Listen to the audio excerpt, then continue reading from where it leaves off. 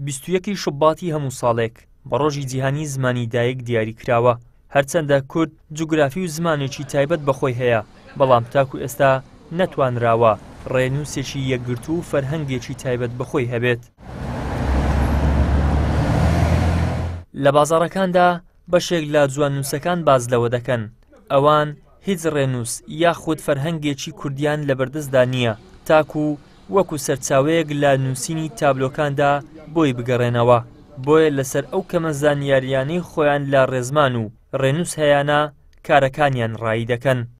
قاموسێکی وامە لەدەست دێ، بەڵام وەکو بڵێ بە جۆرەی شعادە و خوێندەواری خۆمان، یعنی بڕێک معلوماتمان هەیەەوە زیاتریش لە ئەمە زیاتر ئەو کتابانی کە هەیە یاخود ئەو پەرتوکان هەیە زیاتر ئیرانە مەس ئەو خەتاتانی کەم ئیش لەسەر دەکەن، زۆربەی خەتاتەکان ئیرانینە تورکن، هەمووی تورکە قەدیمەکانن.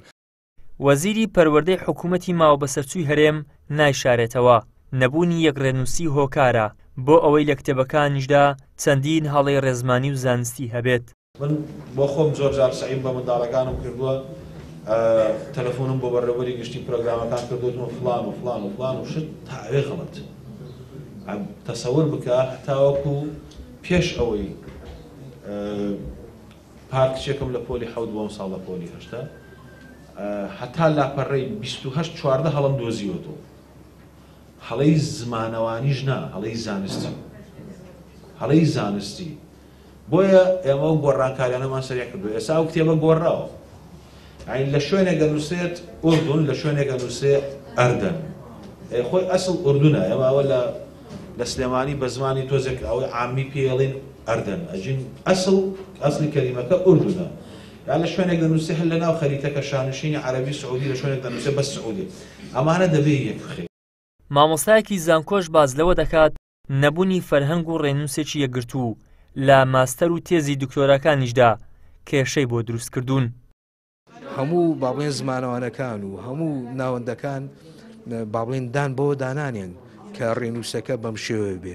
هەروەها لە باڵێن ئەوەی کە نامیلکەی کە ئەکادیمیاش باڵێن دایڕشتە بوو، ئەویش بەم شێوەیە نەبوو، ئەویش لەسەر بنەمای کۆن باڵێن ئەم ڕێنووسە دانرا بوو. بۆیە هێشتان ساغ نەبووتەوە، یەکلا نەبووتەوە.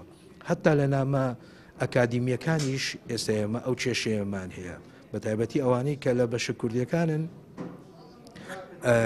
باڵێن تا ئێستا پێڕەوی ئەو یەک ڕێنووسیە نەکراوە.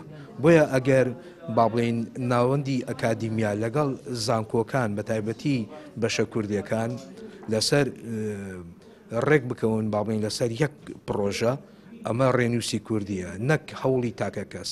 سەبارەت بە فەرهەنگی زمانی و کوردیەوە فەرهەنگمان زۆرە، بەڵام فەرهەنگەکان بە شێوەیەکی زانستی نەکراون. هەوڵ هەیە، هەوڵی تاکە کەسێ، بەڵام فەرهەنگی کوردی پێویستی بەوەیە کە لە باڵێن دەستگایەکی حکومی بەڕاستی پاڵپشتی بکە بۆ دانانی فەرهەنگێکی نەتەوەی زمانی کوردی، فەرهەنگەکە لەسەر بنەمای زانستی بێ.